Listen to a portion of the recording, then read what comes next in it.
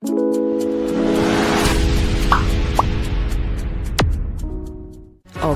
adalah seni. Saat ini saya akan jelaskan antara case control dan cohort ya. Jadi kalau case control itu dibagi dua berdasarkan kasus dan kontrol. Kontrol itu benar-benar tidak ada penyakit. Jadi misal di sini adalah CA vagina, kontrolnya yang tidak ada CA. Ya. Kalau cohort itu dibagi berdasarkan faktor risiko. Ini pil KB user dan non user ya. Bedanya kalau ini case control retrospektif dalam arti data sekunder sudah berlalu, already pass. Tapi kalau cohort itu prospektif, ada kata kunci yang lain untuk cohort, adanya follow up. Jadi dia data primer. Nah, follow up ini yang jadi masalah ya, for certain period atau time. Berapa lama kita nggak tahu, bisa setahun, bisa berapa. Tapi sekarang banyak juga bisa penelitian yang pendek-pendek ya, misalnya di anestesi gitu, ya, kadar prokalsitonin penanda septikemia berapa jam di follow up gitu ya. Contoh gitu ya. Jadi ini bedanya dengan cross seksional. Kalau cross seksional kriteria inklusinya cuma satu, tapi kalau case control dengan cohort kriteria inklusinya ada dua ya. Jadi kriteria inklusi pada kasus kontrol, kasus semua CA vagina, kontrol semua non CA vagina. Nah, kalau kita mau lengkapi, kalau CA vagina di mana? Di bagian onkologi semestinya ya, bagian onkologi, kebidanan misalnya. Nah, kalau pada cohort kelompok risikonya adalah semua pengguna pil KB. Mungkin di poli, KB, kebidanan. Ya. Jadi ada beda. Begitu metodenya case control, tempat berbeda. Ya, tolong diingat itu ya. Jadi begitu disebut case control, tempatnya berbeda. Ya, tempat melakukan data sekunder. Kalau untuk yang case control, yang ini data primer.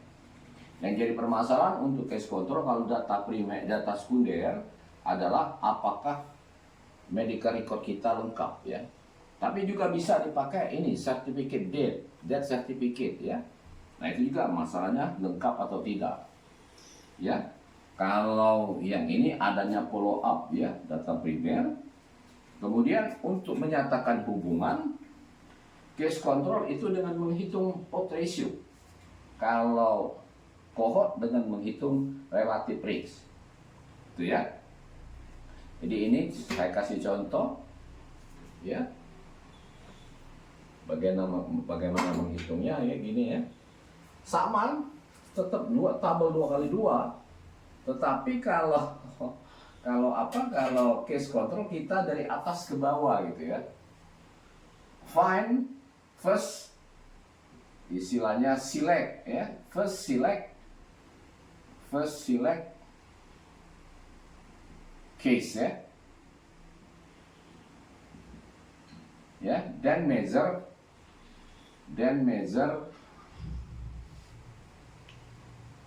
risk ya.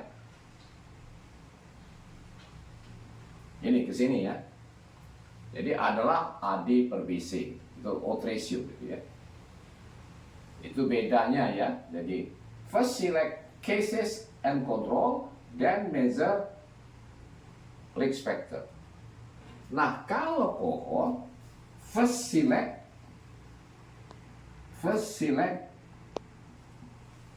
pertama kali pilih dulu faktor risikonya ya. First select risk factor, then measure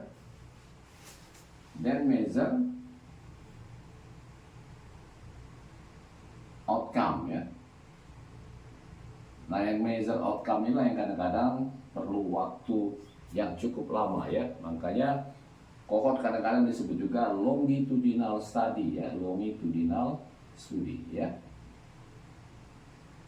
Yang dicari adalah RR gitu ya. RR ini adalah A dikali number of non exposure dikali dibagi C dikali number of exposure ya. Jadi beda yang dicari. Jadi jangan lagi ngomong uji beda, tapi kalau case control cross-sectional cohort itu kita sebut hubungan untuk menyatakan berapa kuatnya hubungan faktor resiko dan penyakit. Kalau dia odds ratio misalnya 2, dalam arti betul ini PKB ini sebagai faktor risiko untuk terjadinya vagina 2 kali lipat dibanding yang mereka yang tidak menggunakan. Jadi sekali lagi bukan uji beda gitu ya, tapi berapa resikonya gitu ya. Nah, dan kalau dia odds ratio-nya di bawah 1, dalam arti pil KB ini bukan sebagai faktor risiko, melainkan faktor protektif. Itu dulu, mudah-mudahan bermanfaat. Terima kasih telah menonton. Silakan subscribe, follow, and share. Ciao.